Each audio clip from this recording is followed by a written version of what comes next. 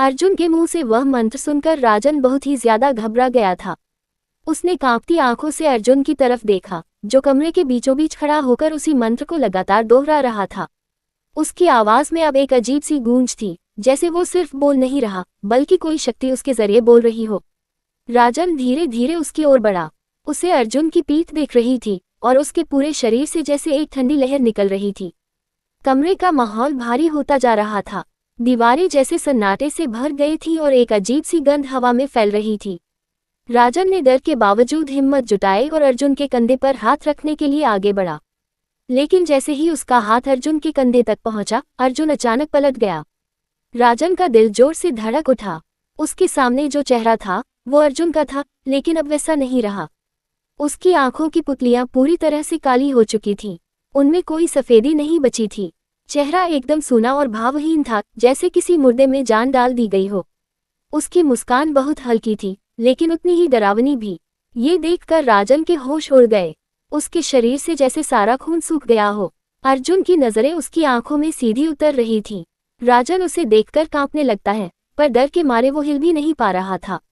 वही अर्जुन उसे एक कृपी स्माइल दे रहा था। फिर अगले ही पल राजन बेहोश हो जाता है। कुछ घंटे के बाद राजन की धीरे धीरे आंखें खुलती हैं। उसकी पलकों के साथ ही एक अजीब सा डर उसके पूरे शरीर में दौड़ जाता है, क्योंकि उसे चारों तरफ वही डरावना मंत्र सुनाई पड़ रहा था जो वह पहले भी सुन चुका था। जैसे ही उसने अपनी आंखें पूरी तरह खोली, वह बुरी तरह चौंक गया। उसके सामने फ्लैट के वही सभी लोग खड़े थे जो उस बिल्डिंग में रहते थे, और उनके बीच में वह बूढ़ा आदमी भी था जिसने उन्हें ये फ्लैट दिखाया था। सभी ने काले कपड़े पहने हुए थे, एक जैसे, एक ही रंग के, एक ही भयानक सन्नाटे से घिरे हुए। उन सबके बीच अर्जुन भी खड़ा था। वो भी बिल्कुल उन्हीं की तरह काले कपड़ों में था, एकदम शांत पर बहुत ही अजीब लग रहा था। राजन उन्हें देखकर डर से कांप गया और उठने की कोशिश करने लगा, लेकिन वह उठ नहीं पाया। उसका शरीर एकदम लाचार लग रहा था, जैसे उसकी सारी ताकत किसी ने छीन ली हो। उसके चारों ओर लाल रंग का गोल घेरा बना हुआ था और बीच में एक अजीब सी मूर्ति रखी हुई थी। मूर्ति के सामने वह सभी लोग खड़े थे जो आत्माएं थीं, वही जो इंसानों की तरह इस फ्लैट में रहते थे। राजन ये सब देखकर बहुत ज्यादा डर गया था।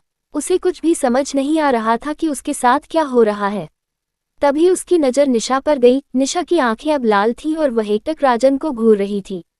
तभी कुछ ही सेकंड में वहां खड़े सभी लोगों के चेहरे अपने आप बदलने लगे।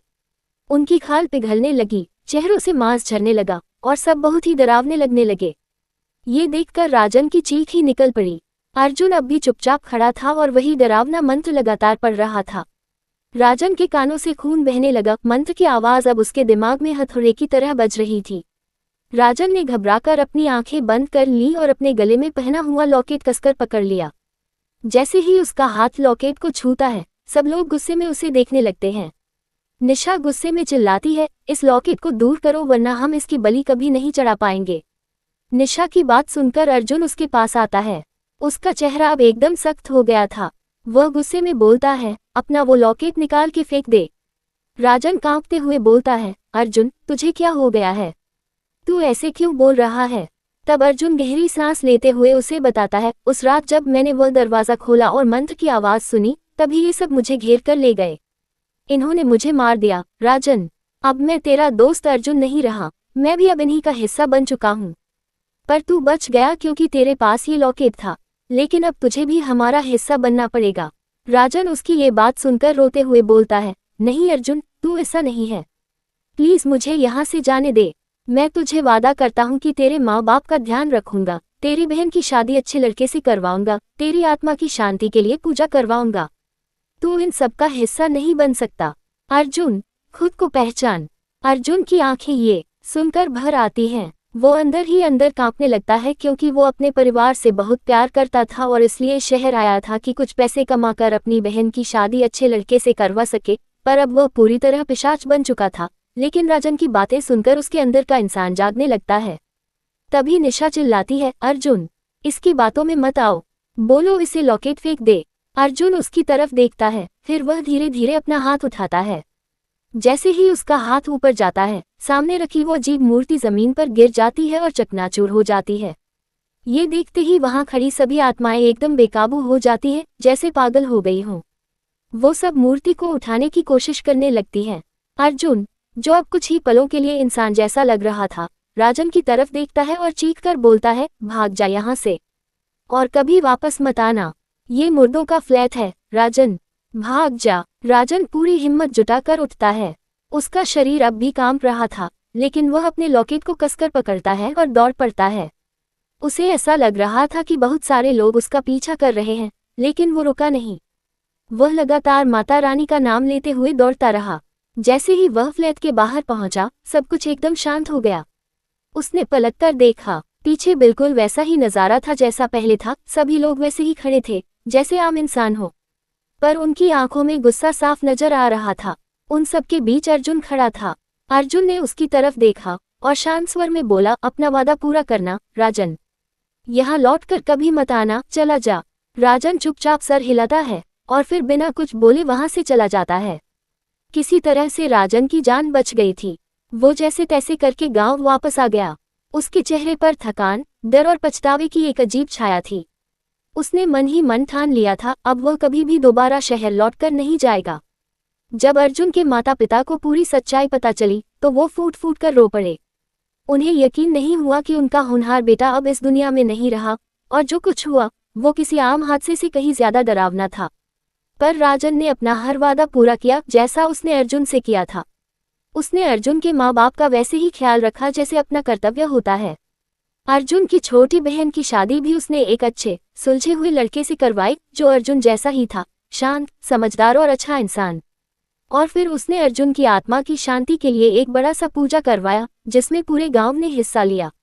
लेकिन उसके दिल में आज भी एक भारी गिल्ट है, एक न मिटने वाला पछतावा था कि काश मैं शहर न गया होता, काश अर्जुन को वहां न ले गया होता, तो शायद आज मेरा सबसे प्यारा दोस्त मेरे साथ होता।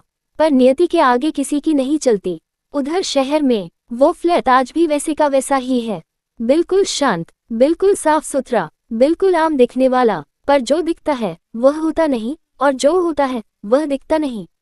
रात को वहां से अजीब मंत्रों की आवाजें आती हैं, जैसे कोई बार बार किसी को बुला रहा हो, जैसे कोई आत्मा किसी और को अपने साथ शामिल करना चाहती हो। अब कोई भी उस फ्लैट की तरफ नजर तक नहीं करता। पूरा इलाका जान चुका है कि वह फ्लैट मुर्दों का फ्लैट है। राजन को उस फ्लैट की असली सच्चाई बाद में पता चली थी कि कुछ साल पहले उस फ्लैट में भयंकर आग लगी थी।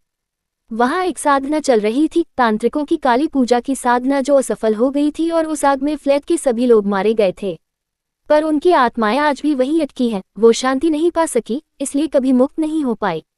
और अगर कोई अनजान इंसान गलती से उस फ्लैट में दिन के समय चला भी जाए तो उसे सब कुछ नॉर्मल लगता है, सामान्य लोग, सामान्य माहौल।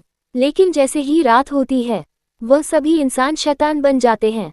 मंत्रों की गूंज, बदबू, जलते चेहरे, लाल आंखें, और फिर एक नई बलि की तलाश। और इसी के साथ ये कहानी यही खत्म होती है। पर अगर कभी किसी दिन तुम उस फ्लैट के पास से गुजरो और तुम्हें किसी ने तुम्हारा नाम लेकर पुकारा हो, तो बिना पीछे देखे बस भाग जाना।